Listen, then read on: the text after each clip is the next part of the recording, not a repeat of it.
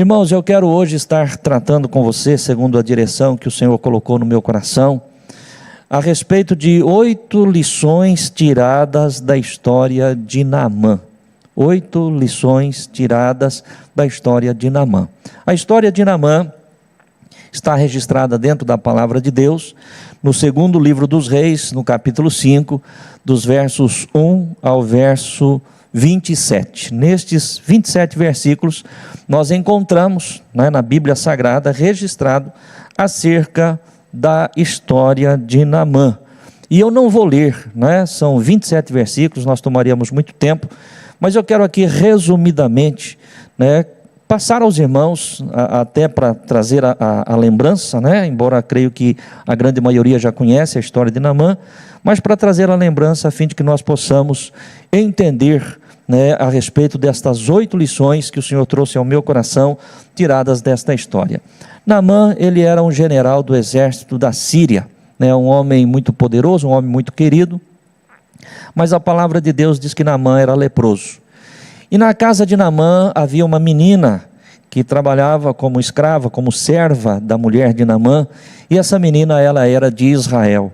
E quando a menina soube que o seu senhor Naamã era um homem leproso, ela disse: oxalá que meu senhor estivesse lá em Samaria, tomara que meu senhor estivesse lá em Samaria, para que ele pudesse ir até o profeta e ele curaria da sua lepra. E a mulher de Naamã, ouviu aquilo, passou ao seu marido acerca daquilo que a menina havia dito, e Naamã chega ao rei da Síria e relata o fato, e o rei da Síria disse: há então em Israel alguém que possa resolver o teu problema, eu vou enviar uma carta ao rei de Israel, e você vai lá e as coisas vão acontecer. E a palavra de Deus diz que Naamã pega aquela carta, juntamente com uma comitiva, juntamente com presentes, ouro, prata, vestes, e se dirige para Israel e procura ali o rei de Israel e entrega ao rei de Israel a carta que o rei da Síria havia escrito. Quando o rei de Israel pega aquela carta, e diz: olha, estou enviando a você Naamã para que ele seja curado da sua enfermidade, o texto sagrado vai dizer que o rei de Israel rasga suas vestes indignado, porque ele sabia que ele não tinha poder algum para curar quem quer que fosse, e inclusive tomava aquela carta do rei da Síria como uma afronta, como uma provocação, como alguém que estava realmente querendo guerrear contra ele. E Eliseu, sabendo disso, o homem de Deus, o profeta de Deus, sabendo o que tinha acontecido, pede para que Naamã vá até ele, e a palavra de Deus diz que Naamã chega até a casa do profeta. O profeta dá ordens para que ele fosse e mergulhasse 7 vezes no Jordão, que ele ficaria purificado. A princípio Naamã fica indignado com a forma como Eliseu lhe trata e aquilo que Eliseu ordena para que ele faça, mas foi convencido pelos seus homens, desce ao Jordão, mergulha 7 vezes, e ali Naamã é curado da sua lepra. E ele volta à casa do homem de Deus, para reconhecer que só o Deus de Israel é o verdadeiro Deus e presentear Eliseu. No entanto, Eliseu recusa receber os dons, os presentes dados por Naamã, e o despede, e Naamã vai o seu caminho. No entanto, a palavra de Deus nos faz saber que Geazi, servo de Eliseu, que ouviu a conversa de Eliseu com Naamã, e Eliseu recusa receber os presentes, Geazi corre atrás da comitiva, corre atrás da carruagem de Naamã, conta ali uma história, e pega de Naamã alguns presentes e volta para a casa, e ali ele é confrontado por Eliseu, Eliseu o repreende severamente, e ele é punido, por conta da sua atitude. Então esta é a história, resumidamente, que está registrada no capítulo 5 do segundo livro dos Reis. Mas aquilo que eu gosto sempre de dizer, irmãos, eu não estou aqui para contar a história, não sou um contador de história, sou um pregador da palavra de Deus, e a palavra de Deus, ela tem que ser aquilo que nós lemos aqui ao início do culto: lâmpada para os nossos pés e luz para os nossos caminhos. Então nós temos que olhar para dentro da Bíblia Sagrada, e nesta noite em especial, olhar para dentro desta história e procurar, o que é que eu aprendo, o que é que nesta história pode ser aplicado, deve ser aplicado na minha vida. Então são estas 8 lições tiradas da história de Naamã, que eu quero compartilhar com você aqui de uma forma muito rápida, Vou procurar ser o objetivo o máximo possível para que a gente possa fazer tudo dentro do nosso tempo. Qual é a primeira lição que nós tiramos aqui dentro desse texto? Quem era o verdadeiro Naamã? Quem era o verdadeiro Naamã? Segundo Reis capítulo 5, versículo 1 diz assim: Naamã, chefe do exército do rei da Síria, era um grande homem diante do seu senhor e de muito respeito, porque por ele o Senhor dera livramento aos sírios, e era este varão, homem valoroso, porém leproso. Então, quem era o verdadeiro Naamã? O texto sagrado diz que Naamã era um homem respeitado, ele era um general, chefe do exército da Síria, um homem valoroso, pelas suas mãos o Senhor havia dado muitas vitórias aos sírios, era um homem respeitado. No entanto, termina o versículo dizendo que Naamã era leproso.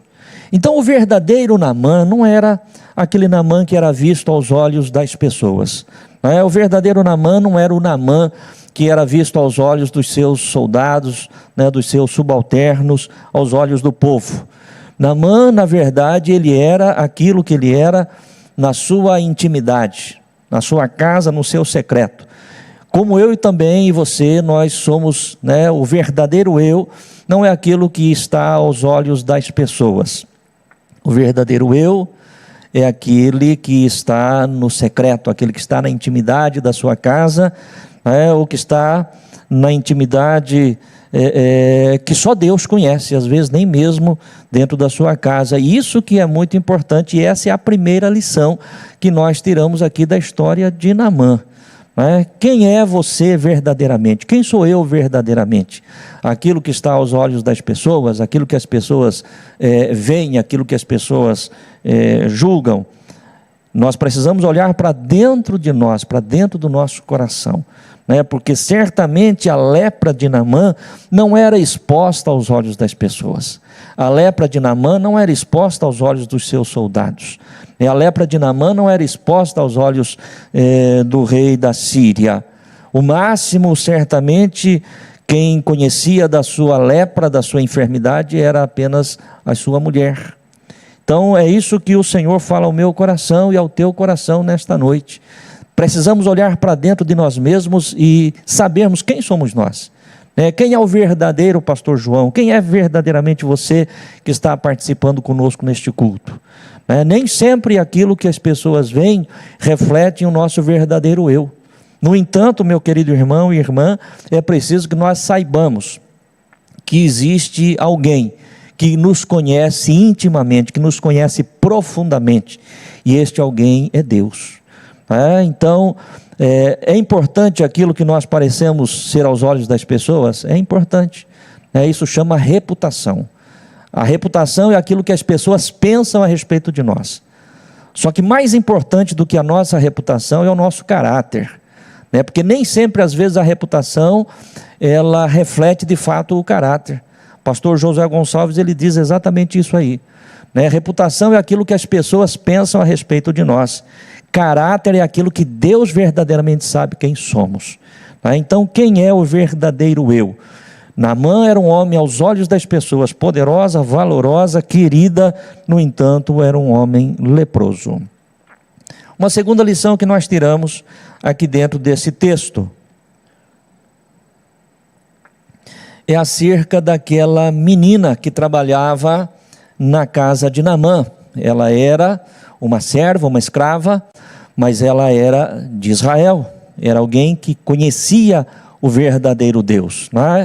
E em 2 Reis capítulo 5, versículo 3, diz assim: E disse esta à sua senhora: Oxalá que o meu senhor estivesse diante do profeta que está em Samaria, ele o restauraria da sua lepra.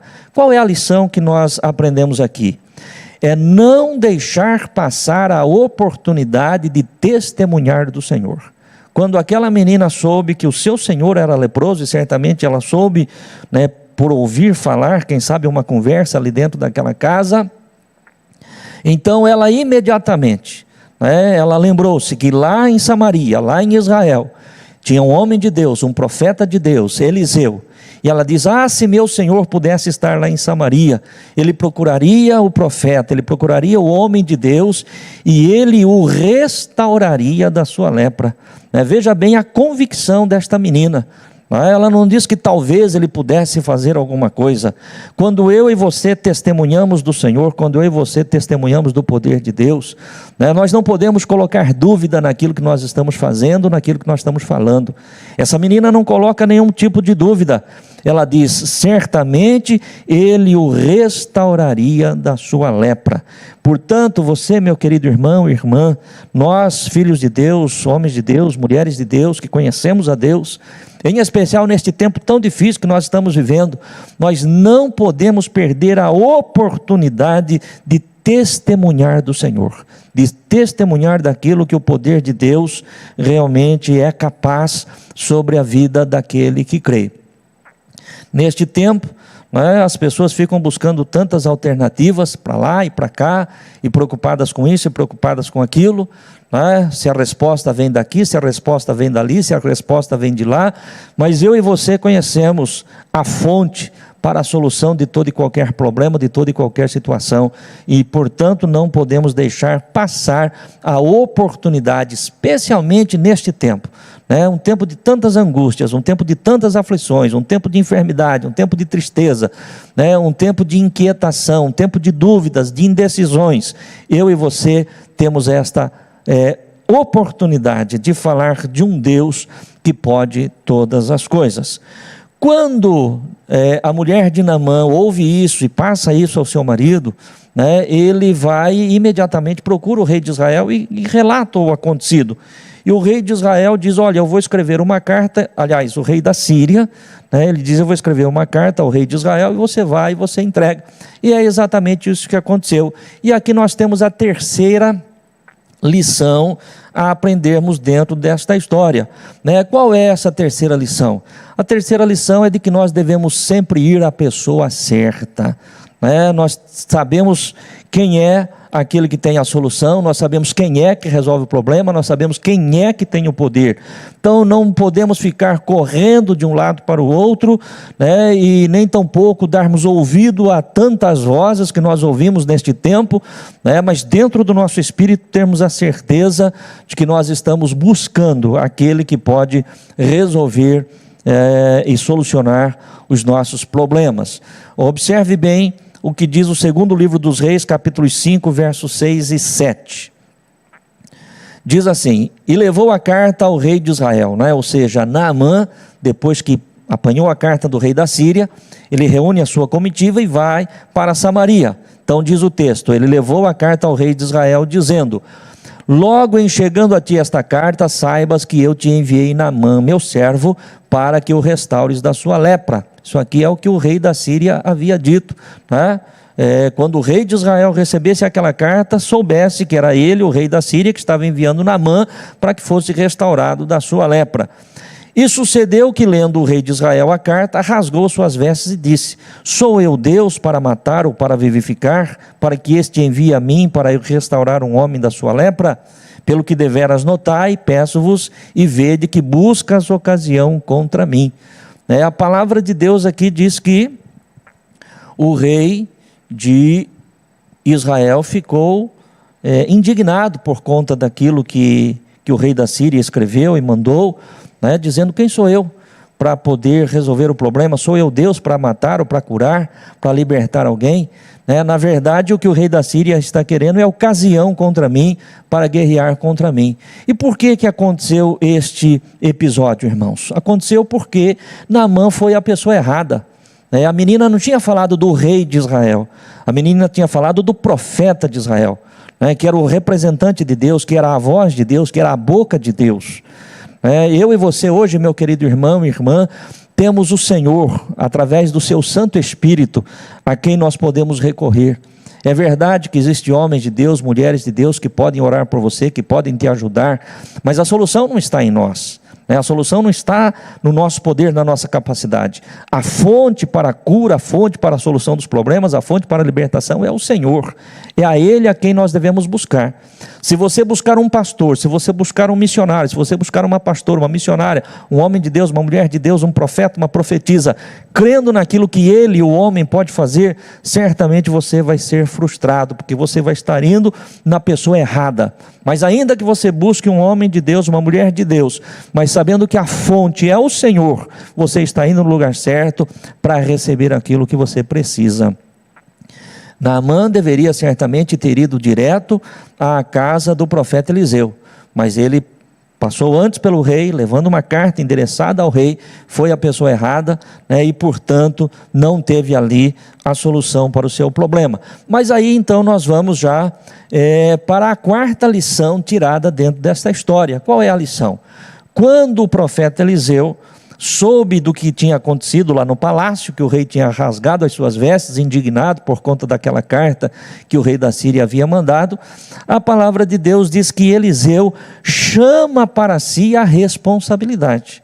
Veja o que diz, segundo Reis 5:8. Sucedeu, porém, que, ouvindo Eliseu, homem de Deus, que o rei de Israel rasgara as suas vestes, mandou dizer ao rei: por que rasgaste as tuas vestes? Deixa ouvir a mim, e saberá que há profeta em Israel. Veja que coisa maravilhosa, que coisa bacana, que coisa tremenda. Eliseu, como profeta de Deus, como homem de Deus, chamou para si a responsabilidade de mostrar para Naamã que verdadeiramente havia Deus em Israel, que em Israel tinha um Deus todo-poderoso que podia trazer a solução para todo e qualquer problema. E eu e você, meu querido irmão e irmã, como homens de Deus, como mulheres de Deus, como pessoas de Deus, devemos chamar para nós a responsabilidade de mostrar às pessoas que existe um Deus todo-poderoso. Nós não estamos procurando aqui saber qual é a melhor vacina a se tomar neste momento, se é essa ou se é aquela ou se é aquela outra, se existe algum outro medicamento, alguma outra medicação que pode auxiliar, que pode ajudar, que pode... Não, eu e você, nós sabemos que independente daquilo que a ciência está fazendo, está buscando, e nós louvamos a Deus por isso, e graças a Deus por isso, mas ainda assim nós sabemos que a fonte é o Senhor. A palavra de Deus, de uma forma clara, diz que se o Senhor não edificar a casa, em vão trabalham os que edificam. Se o Senhor não guardar a cidade, em vão vigia a sentinela. Se o Senhor não abençoar, se o Senhor não guardar a vida, se o Senhor não trazer a cura, se o Senhor não libertar, não é isso ou aquilo que vai resolver o problema. E eu e você sabemos disso e temos a resposta. E portanto devemos chamar para nós esta responsabilidade. Há um Deus que pode todas as coisas. Há um Deus que tem poder para todas as coisas. Eliseu não deixou passar em branco. Isso não é problema meu, o rei da Síria mandou a carta para o rei de Israel lá que resolva o problema. Se ele não tem poder para isso, o problema é dele. Não existe solução em outro lugar, existe a solução em um Deus que pode todas as coisas, e eu e você sabemos disso, e temos que chamar para nós esta responsabilidade, de orar pelas pessoas, de levar a Deus às pessoas, de encorajar as pessoas, de alimentar a fé das pessoas, a esperança das pessoas, em um Deus que realmente pode todas as coisas. Feito isto, irmãos, a palavra de Deus diz que Naamã chega até a casa de Eliseu, e quando chega com a sua comitiva à porta da casa do profeta, o profeta toma conhecimento e manda seu auxiliar, seu ajudante Geazi, ir lá e dizer: olha, Eliseu, o profeta, manda dizer que você deve ir ao Jordão, mergulhar ali 7 vezes e você será curado. A palavra de Deus diz que Naamã fica indignado com aquilo, porque não era essa a forma que ele estava esperando. Aliás, ele próprio vai dizer que ele esperava que o profeta viesse, falasse com ele, colocasse a mão sobre a enfermidade, invocasse o nome do seu Deus, e ele fosse curado. Aonde já se viu, ele, general do exército da Síria, ser recebido daquela forma? Eliseu nem sequer deu ao caso de sair para receber o profeta, mandou um ajudante, um auxiliar seu: vai lá e diga para ele que faça assim, e as coisas vão se resolver. E aquele homem fica realmente indignado, né? Diz: lá na Síria tem rio muito melhor, muito mais limpo do que as águas do Jordão. Se fosse para mergulhar 7 vezes, podia mergulhar lá e seria curado.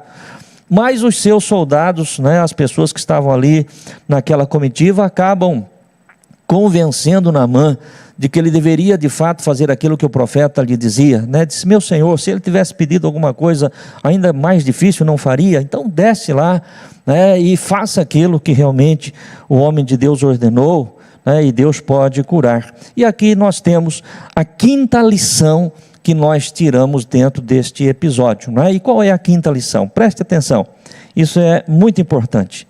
Não recuse o presente apenas porque ele não veio embrulhado na forma como você gostaria. Naamã queria que fosse feito tudo dentro daquilo que ele imaginou. Ele imaginou já o processo, como seria. O homem de Deus vai sair da sua casa, vai me receber, vai perguntar, vai ver o que está acontecendo, depois vai colocar as mãos, vai invocar o seu Deus. Meu querido irmão e irmã, preste atenção. Não sou eu nem você quem determinamos a forma como Deus vai agir. Não sou eu nem você que determinamos a forma como Deus vai operar. O processo não está na minha mão nem na tua mão. O processo está nas mãos do Senhor nosso Deus. Deixa Deus fazer, deixa Deus agir da forma como Ele queira.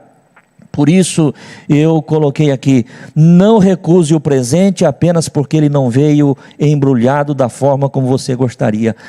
Mas esse presente está muito mal embrulhado. O importante não é a forma como está embrulhado, o importante é o que tem dentro. O importante não seria a forma como Naamã seria curado, o importante é que ele seria curado. Não importava se o profeta ia colocar as mãos, ia ungir, ia orar, ia invocar a Deus, ou se bastava apenas ele mergulhar 7 vezes no Jordão. O importante é que ele seria curado. Então, em nome do Senhor Jesus Cristo, viu? Não fique inventando coisas, criando forma, criando maneira. Deixa Deus agir. Veja bem o que diz 2 Reis capítulo 5, versos 11 e 12, a respeito dessa indignação de Naamã. Porém Naamã muito se indignou e se foi dizendo: eis que eu dizia comigo, certamente ele sairá, pôr-se-á em pé, invocará o nome do Senhor seu Deus, passará sua mão sobre o lugar e restaurará o leproso. Não são porventura Abana e Farpar, rios de Damasco, melhores do que todas as águas de Israel? Não me poderia eu lavar neles e ficar purificado? E voltou-se e se foi com indignação. Ele esperava o presente num embrulho diferente daquilo que realmente Eliseu havia ordenado, segundo certamente a direção que o Senhor nosso Deus. Mas o importante, que ele foi convencido, foi lá no Jordão, mergulhou 7 vezes, saiu de lá com a sua carne purificada, diz o texto bíblico, como se fosse a carne de um menino. E aí o que aconteceu? Ele volta para casa do profeta Eliseu, reconhecendo que o Deus de Israel é o único Deus em toda a terra, e deseja presentear Eliseu, trazer ali as suas dádivas, os seus dons, o seu ouro, a sua prata, as vestes que ele trouxe da Síria para presentear o profeta e em ele sendo curado. Mas observa bem o que diz 2 Reis capítulo 5, verso 15. Então voltou ao homem de Deus, ele e toda a sua comitiva, e veio e pôs-se diante dele e disse: eis que tenho conhecido que em toda a terra não há Deus, senão em Israel. Porém, Eliseu se recusa a receber os presentes de Naamã.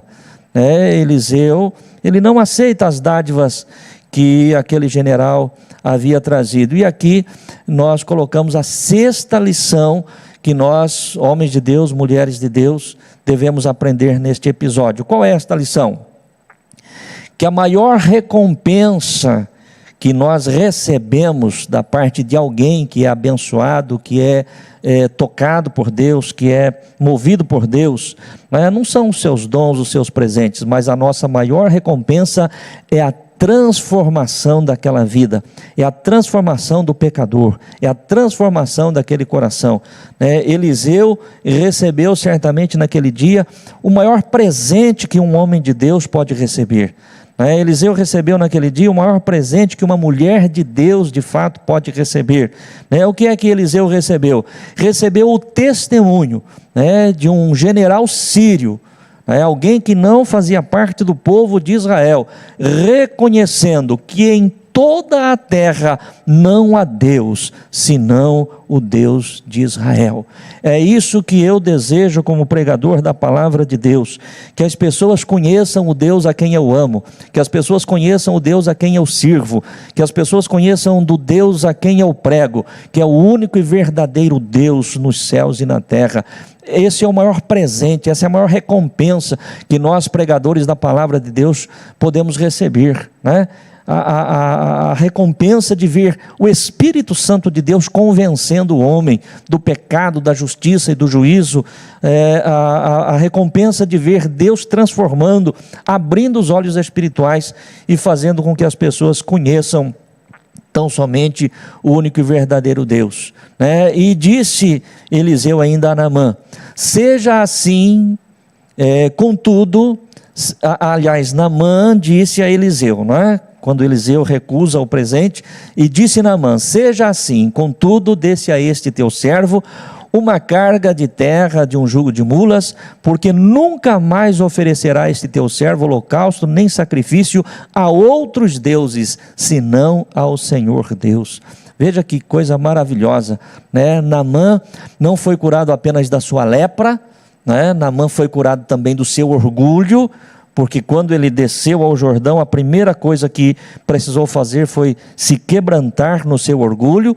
Primeiramente ele foi curado do seu orgulho, depois ele foi curado na sua carne, e depois ele foi curado no seu espírito, abrindo os seus olhos espirituais, reconhecendo que só o Deus de Israel era o verdadeiro Deus. E ele pede então a Eliseu: deixa que eu leve aqui uma carroça de terras de Israel lá para a Síria, porque a partir de agora eu só oferecerei sacrifícios ao Deus de Israel. Coisa maravilhosa, coisa tremenda. Mas dentro ainda deste episódio, dentro dessa história, os irmãos se lembram que dissemos há pouco, que Naamã segue o seu caminho, levando os seus dons, levando os seus presentes, levando a terra ali de Israel, que ele queria levar para a Síria, onde ele iria certamente construir ali um holocausto, enfim, aliás, um altar para oferecer os seus holocaustos, os seus sacrifícios. Mas que Geazi, servo de Eliseu, ouviu ali toda aquela conversa, ouviu que realmente Eliseu havia se recusado a receber o presente, mas dentro do seu coração, a ganância se apoderou dele, e ele desejou aquelas dádivas, ele desejou aquele presente que Naamã ofereceu a Eliseu, e Eliseu se recusou. E aqui nós vamos observar, queridos irmãos, a 7ª lição que nós aprendemos dentro desta história. E qual é a 7ª lição? Preste atenção que isso é importante.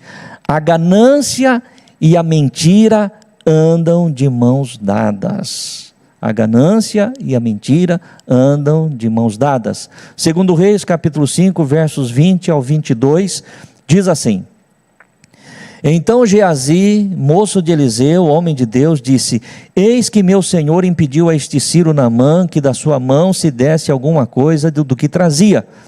Porém, tão certo como vive o Senhor, que hei de correr atrás dele e tomar dele alguma coisa.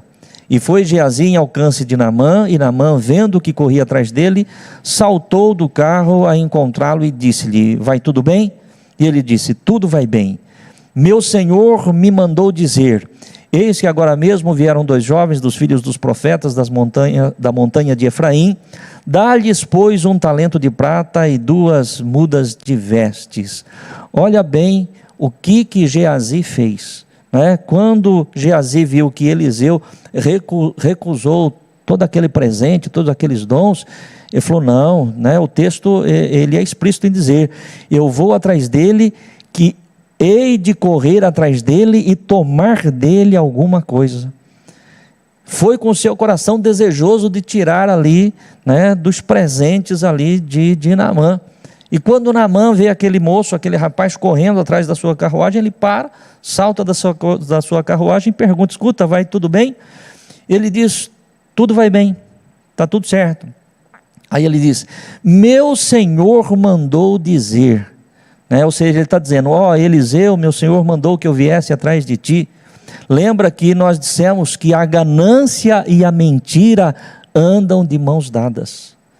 Por conta da ganância do seu coração, né, ele precisou inventar ali uma história, ele precisou inventar ali uma mentira.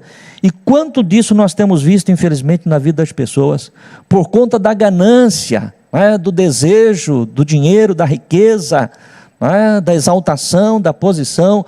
As pessoas precisam mentir, as pessoas precisam agir de má fé, as pessoas precisam armar situações, esquemas, né, para poder se beneficiar de uma situação. Geazi, com seu coração ganancioso, não tinha o que falar para Naamã, então aqui ele inventou uma história, uma mentira, que é o que normalmente acontece. Meu senhor me mandou dizer: eis que agora mesmo vieram a mim 2 jovens dos filhos dos profetas da montanha de Efraim, dá-lhes, pois, 1 talento de prata e 2 mudas de vestes. Veja bem que o mentiroso, ele é talentoso, né? Ele sabe inventar, ele sabe contar história, né? Geazi aqui, ele inventa uma história, né? Olha, o meu senhor mandou dizer, ele não queria o presente, de fato ele não quer mesmo, né? Mas veio 2 jovens dos filhos dos profetas, eles estão precisando. E aí o texto sagrado vai nos dizer que Naamã dá a ele, né, aquilo que ele havia pedido, inclusive manda 2 dos seus servos ajudá-lo a voltar para casa e trazer aquilo que ele havia dado de presente. Chega ali, ele esconde na casa, ele não se apresenta, né, ou não apresenta aquilo que ele havia tomado de Naamã a Eliseu, ele esconde e depois ele chega ali, né, diante do profeta. E aí é a última lição que nós aprendemos aqui a respeito dessa história. Qual é a última lição? As consequências do pecado, né? Estamos falando aqui a respeito daquilo que Geazi fez. Então, segundo Reis, capítulo 5, versos 25 ao 27, chegamos ao final do capítulo. Então ele entrou, ele aqui é Geazi, né, e se pôs diante do seu senhor, e disse-lhe Eliseu: de onde vens, Geazi? E disse: teu servo não foi nem a uma nem a outra parte, né? De onde você vem, Geazi? Não estou vindo de lugar nenhum, eu estava aqui mesmo, né? Você não foi? Não, eu estava por aqui, não fui para lugar nenhum. A palavra de Deus diz que um abismo chama outro abismo. Quando a pessoa ela erra, quando a pessoa ela peca, quando a pessoa ela mente, né, e ela não tem coragem, né, de ser confrontada no seu erro, no seu pecado, ela vai inventando mais mentira ainda, ela vai inventando mais desculpa ainda, né? Ele mentiu quando ele mentiu lá para Naamã, e agora ele chega diante de Eliseu, ele mente de novo. Onde é que você estava, Geazi? Não estava a lugar nenhum, não fui para lugar nenhum. Aí então, vamos ver o que diz o texto. Porém Eliseu lhe disse: porventura não foi contigo o meu coração, quando aquele homem voltou de sobre o seu carro a encontrar-te? Era isso a ocasião para tomares prata e para tomares vestes e olivais e vinhas e ovelhas e bois e servos e servas? Portanto a lepra de Naamã se pegará a ti e a tua semente para sempre. Então saiu diante dele leproso, branco como a neve. As consequências do pecado, né? As consequências do erro. Então essa é a 8ª lição que o Senhor colocou no meu coração aqui dentro desse texto e que deve servir de reflexão para todos nós, né?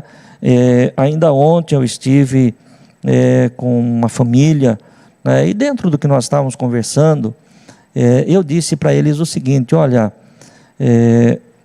se você quer que as coisas saiam certas, é preciso fazer certo. Não tem como você fazer errado e querer que as coisas saiam certas. Se você fizer certo, tem muita chance, muita possibilidade de dar certo.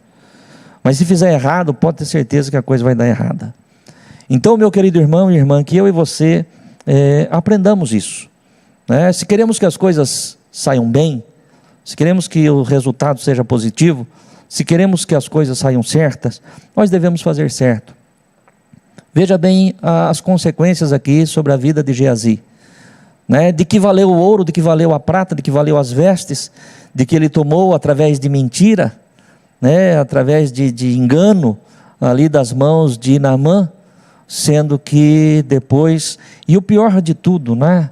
As consequências do pecado, nós vemos aqui que Eliseu disse a Geazi: A lepra de Naamã se pegará a ti e a tua semente, se pegará a ti e a tua descendência. Sabe, irmãos, nós temos que tomar muito cuidado, porque eu e você, nós temos uma vida para viver aqui, e nós temos um legado para deixar àqueles que continuarem depois de nós. E qual é o legado que eu estou preparando para a minha descendência? Qual é o legado que você está preparando para a tua descendência? Isso é muito importante. É importante não só para a minha vida, mas para a vida daqueles que virão depois de mim. Então, que você possa ter aprendido aqui alguma coisa, espero que tenha. Quero só repetir aqui quais são as oito lições que nós tiramos dentro dessa história de Naamã. Primeiramente, quem era o verdadeiro Naamã? Quem é o verdadeiro eu? Segundo, não deixar passar a oportunidade de testemunhar do poder de Deus. Terceiro, devemos sempre ir à pessoa certa. Quarto, devemos chamar para nós a responsabilidade de testemunhar do Deus que nós conhecemos e servimos. Quinto, não recuse o presente apenas porque ele não veio embrulhado da forma como você gostaria. Mas não queira que as coisas sejam do seu jeito, as coisas têm que ser do jeito de Deus. Sexto, a maior recompensa que recebemos é a transformação do pecador. É para isso que nós pregamos o Evangelho, para ver as almas transformadas, para ver as pessoas conhecendo o verdadeiro Deus. Sétimo, saber que a ganância e a mentira andam de mãos dadas. E por último, oitavo, saber quais são as consequências do pecado, porque o salário do pecado é a morte, diz a palavra de Deus.